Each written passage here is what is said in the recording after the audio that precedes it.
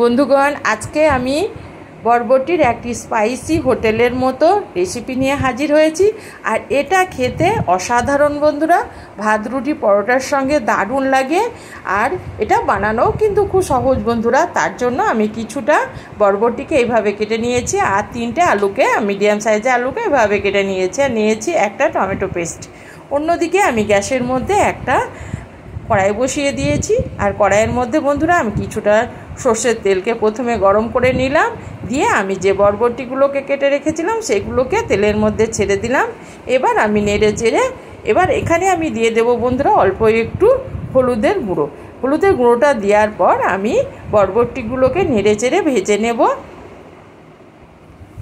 আর অসম্ভব একটি tasty recipe বন্ধুরা।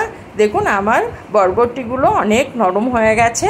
এবার আমি বরবটিগুলো নেড়ে চেড়ে কড়াই থেকে উঠিয়ে নেব।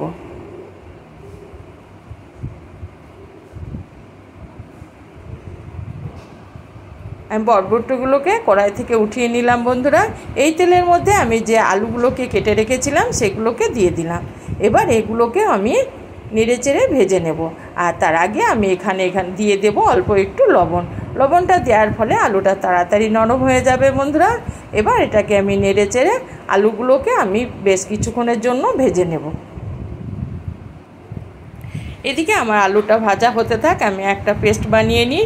তার জন্য আমি নিয়েছি একটা পেঁয়াজকে আমি টুকরো করে নিয়েছি। আর নিয়ে নিলাম 1 ইঞ্চ আদা, যেটাকে আমি ছোট ছোট করে কেটে নিয়েছি। আর নিলাম 4-5 কোয়া রসুনের আর 2টো শুকনো লঙ্কা। এবার একটু জল দিয়ে আমি একটা পেস্ট বানিয়ে নেব বন্ধুরা। এদিকে আমার আলুটাও ভাজা হয়ে গেছে। এইভাবে ঘুরিয়ে ফিরিয়ে আলুটাকে আমি একটু ভেজে নিলাম। এবার আমি কড়াই থেকে আলুগুলোকে এক এক করে উঠিয়ে নেব।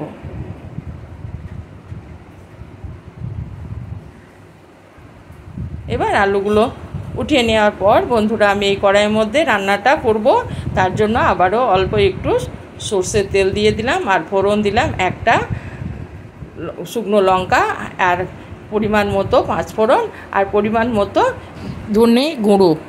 আমি আদো আদো করে একটু ভেঙে রেখেছিলাম হামিলদিস্তাতে, সেটা দিয়ে দিলাম। আর দিয়ে দিলাম বন্ধুরা যে আমি টমেটো পেস্টটা বানিয়ে রেখেছিলাম সেটাকে দিয়ে দিলাম। টমেটো পেস্টটা দেওয়ার পর আমি এটা ফোড়নের সঙ্গে বেশ কিছুক্ষণ কষিয়ে নেব। আর এই অবস্থায় টমেটোটা দিলে টমেটোটার কালারটা সুন্দর আসে এবং তরকারির কালারটাও সুন্দর হয়। এবার আমি এখানে দিয়ে দেব যে পেঁয়াজ, রসুন, আদা আর শুকনো লঙ্কার পেস্টটা বানিয়ে রেখেছিলাম সেটাকে দিয়ে দিলাম। এবার বন্ধুরা আমি বেশ কিছুক্ষণ কষিয়ে নেব। যতক্ষণ না পেঁয়াজ, আদা, রসুনের কাঁচা গন্ধটা যাচ্ছে ততক্ষণই আমি এইভাবে ঘুরিয়ে ফিরিয়ে ভালো করে কষিয়ে নেব। আর যত ভালো বেশি কষানো হবে বন্ধুরা তরকারির টেস্টটাও অসাধারণ হবে। এবার আমি এখানে দিয়ে দেব গুঁড়ো মশলা, যেমন পরিমাণ মতো হলুদের গুঁড়ো, আর দিয়ে দেব পরিমাণ মতো লঙ্কার গুঁড়ো। আপনারা ঝালটা আপনাদের মতো দিয়ে নেবেন। আর দিয়ে দিলাম 1/2 চামচের একটু কম জিরে গুঁড়ো আর ধনে গুঁড়ো। আর দিয়ে দিলাম স্বাদ মতো লবণ। লবণটা দেওয়ার পর বন্ধুরা আবারও আমি কিছুক্ষণ কষিয়ে নেব মশলাটাকে।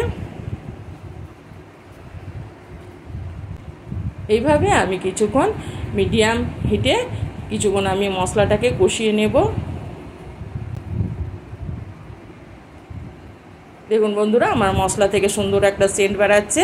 এবার আমি এখানে দিয়ে দেব যে সবজিগুলো আমি আলু বা বরবটিটাকে আমি ভেজে রেখেছিলাম সেটাকে দিয়ে দিলাম। এবার আমি বেশ কিছুক্ষণ কষিয়ে নেব। এইভাবে আমি ঘুরিয়ে ফিরিয়ে আলু আর বরবটিটাকে কষাবো। আর যত বেশি সুন্দর করে এটা কষানো হবে টেস্টটাও তেমন অসাধারণ হবে বন্ধুরা। আমার কষানো হয়ে গেছে। এবার আমি এখানে যে মিক্সিং জারটায় আমি মশলাটা বা পেস্টটা বানিয়েছিলাম সেটাকে ধুয়ে আমি কিছুটা জল দিয়ে দিলাম। আবার জল লাগলে আমি আবারও জল দেব বন্ধুরা। যেহেতু আলু আছে সম্পূর্ণ সেদ্ধ হয়নি সেই জন্য আবারও আমি একটু জল দিয়ে দিলাম।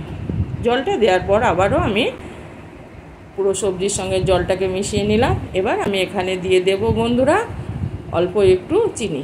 চিনিটা দেওয়ার পর আবারও আমি একটু নেড়ে চেড়ে মিশিয়ে নেব। এখানে চিনিটা দিলে সুন্দর একটা ব্যালেন্স আসে বন্ধুরা। এবার এটাকে ঢাকা দিয়ে মিনিট 7 আমি রান্না হতে দিলাম। মিনিট 7 পর আমি 7 মিনিট পর আমি ফিরে এলাম বন্ধুরা। দেখুন আমার আলু সমস্ত আলু বরবটি সমস্ত সেদ্ধ হয়ে গেছে। এবার বন্ধুরা আমি দিয়ে দিলাম অল্প একটু গরম মশলা। আমি এখানে গরম মশলাটা দেওয়ার পর আমি আবারও ভালো করে তরকারির সঙ্গে গরম মশলাটাকে মিশিয়ে নিলাম বন্ধুরা। আমার বরবটির রেসিপিটি রেডি হয়ে গেছে। এবার আমি গরম গরম ভাতে গরম গরম এই স্পাইসি সবজিটি বিতরণ করব বন্ধুরা, পরিবেশন করব। পুরো ভিডিওটা দেখার জন্য আপনাদের অসংখ্য ধন্যবাদ।